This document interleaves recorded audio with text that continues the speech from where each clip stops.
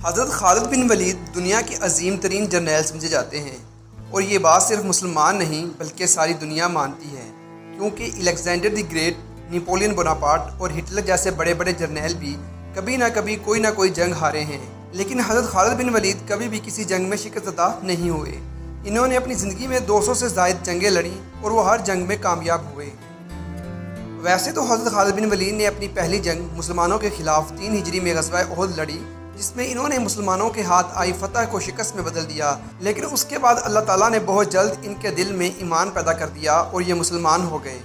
مسلمانوں کی طرف سے انہوں نے اپنی پہلی جنگ موتا لڑی۔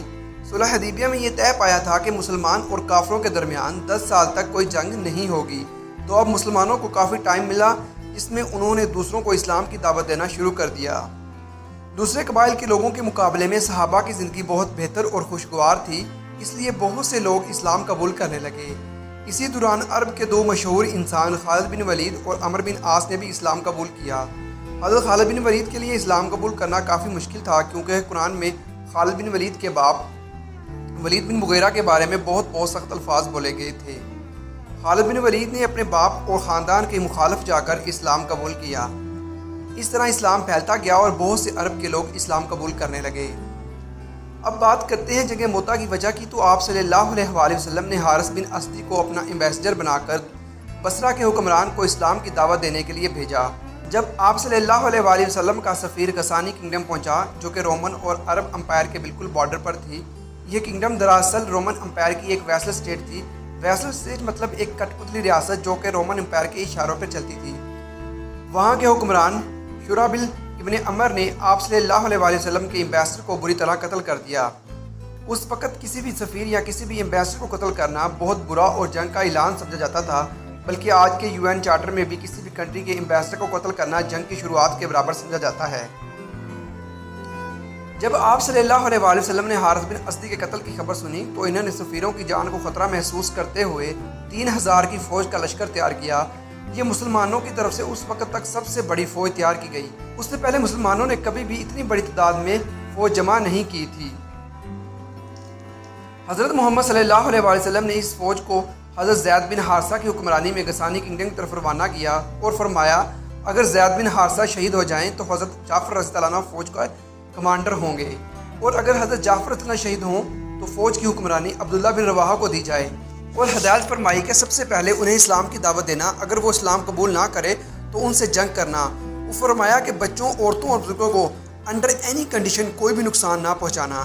اس طرح اسلامی لشکر جب مدینہ سے نکلا تو عرب کے لوگ جو مسلمان نہیں ہوئے تھے باتیں کرتے اور ان کا مذاق اڑاتے کہ یہ لشکر 3000 کا یہ لشکر مائٹی رومن امپائر سے جنگ کرے گا۔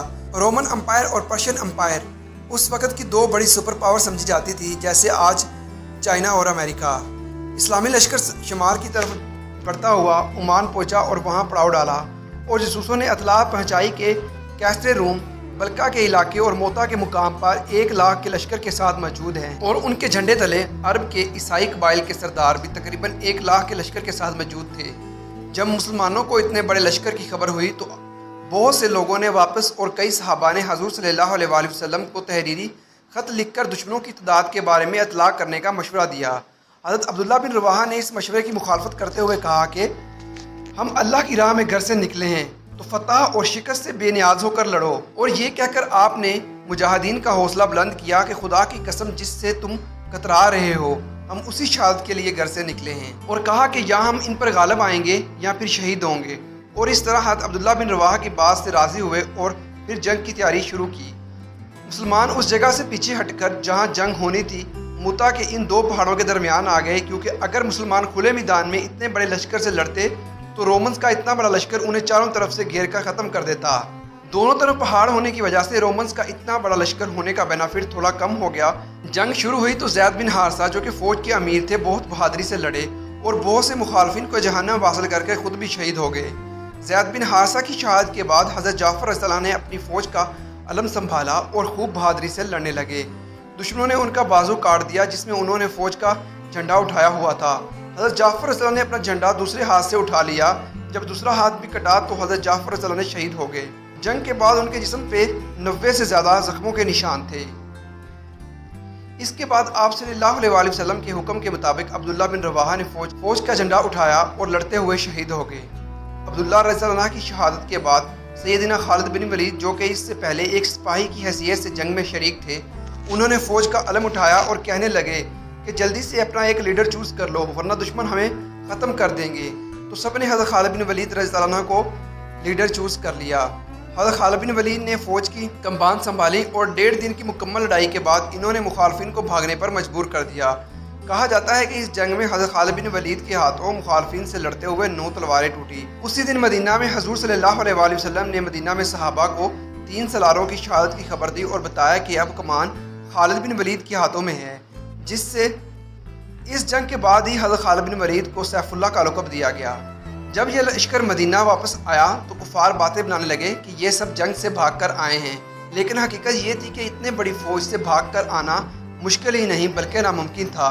عربوں نے جب دیکھا کہ مسلمانوں کا 3000 کا لشکر رومن کے 1.5 لاکھ سے بھی زیادہ لشکر کے ساتھ جنگ کر کے واپس آ گیا تو بہت سے قبائل کے لوگوں کے دل میں اسلام اور مسلمانوں کی امیج بڑھی اور وہ مسلمان ہو گئے اور اس طرح اسلام بڑھنے لگا۔ کچھ مورخین کا کہنا یہ ہے کہ رومن امپائر اتنی چھوٹی فوج سے اس وجہ سے جنگ ہارا کیونکہ کچھ سال پہلے رومن امپائر نے پرشین امپائر سے ایک بڑی جنگ لڑی تھی جس میں پرشینز نے رومنز کو بہت کمزور کر دیا تھا۔ یہ جنگ کی بھی سٹوری بہت انٹرسٹنگ ہے، اسے دیکھنے کے چینل کو سبسکرائب کریں۔